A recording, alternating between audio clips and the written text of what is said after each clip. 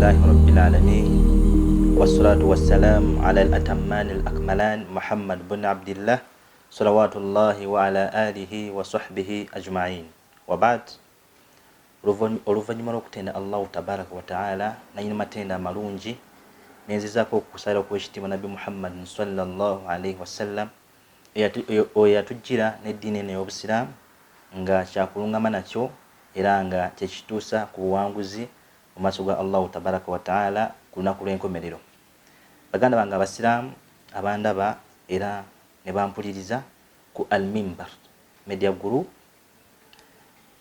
mu kaseera kano njagala mbeere nga mbajjukiza ku nsonga enkulu ennyo abamu gye tutafaayo ku yo, ng'ensonga eyo si ndala nnyo okuggyako ensonga ya ilmun. Omusiraamu yenna ateekeddwa okubeera nga anoonya okumanya, ng'anoonya okumanya ku ki? Ku ddiini ye. Ddiini ye eriwa? Eddiini ey'obusiraamu. Bujulizi bungi obutukakasa ku nsonga y'okunoonya okumanya oba okunoonya okutegeera eddiini yaffe gye tusinzizaamu. Era omu ku bwo Jibuliiru alayhi salaam, Allah yabeera nga amusindika eri nabbi Muhammadin sallallahu alayhi wasallam, n'amugamba nti ya Muhammad ikra, beera ng'osoma.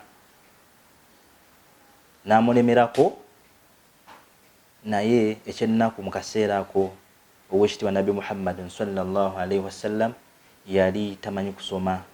Jibiru n'abeera nga amunyiga embiriizi mpaka bwe yamuyigiriza okusoma ikra bismi rabbika alladhi khalaq, tibeera ng'osoma erinnya ly'omulezi wo oyo eyakutonda. Nekitegeeza ki?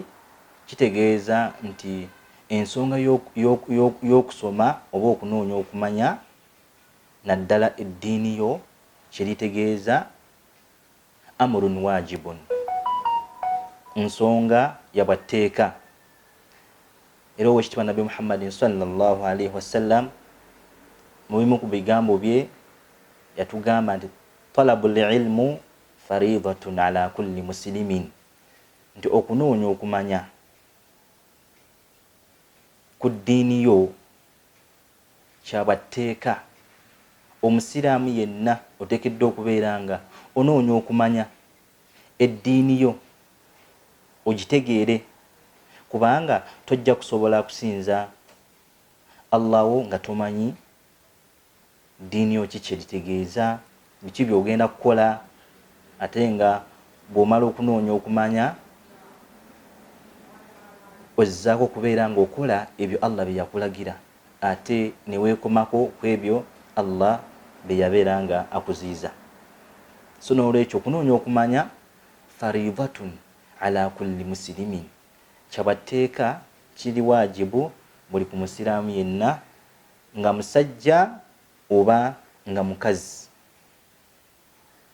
Era ne mu hadithi endala ey'owekitiibwa nabbi Muhammadin sallallahu alaihi wasallam atugamba nti man yuridillahu bihi khairan yufaqihuhu fi ddiini, nti Allah gw'aba ayagalizza ekirungi, Allah abeera nga amufuula kakensa mu ddiini. Li anna tafaqquha fi ddiini, kubanga okukenkuka mu ddiini oba okukenkuka mu ddiini ey'obusiraamu n'ofuuka nga oli kakensa mu yo, yahsulu bihi al-ilmu an-nafi', kikutuusa ku ilmu ekugasa, n'obeera nga oli musomi omuyivu akolera ku ebyo Allah bye yakulagira, n'obeera nga oli muyizi aziyiza abantu eby'empisa embi, ate n'obeera nga oziyiza abantu okukola ebyo Allah bye yabeera nga agaana. So muganda wange ampuliriza, okunoonya ilmun kyabateeka kyova olaba abategeera obukulu bw'okumanya basalawo okubeera nga baterawo emikutu.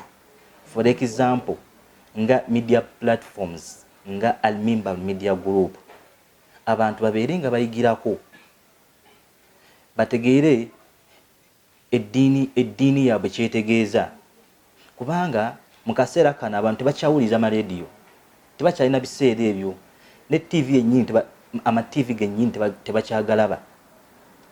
Okusinga abantu bakozesa smartphones, babeera ku WhatsApp, Facebook, YouTube. Kyova olaba abategeera obukulu bw'okumanya basalawo ne batuwa offers tubeere nga tuyiga eddiini yaffe, tutegeere Allah waffe, nti ojja kubeera ku YouTube ojja kusangako media platform, for example nga Al-Mimbar Media Group nga esomesa kumanya Allah wo yaani, omusinzo otya, oteekeddwa kubeera nga weeyisa otya. So akhil aziz, muganda wange ow'ekitiibwa, kyolina okumanya nti anna al-ilma yanmu ma'a al-amal,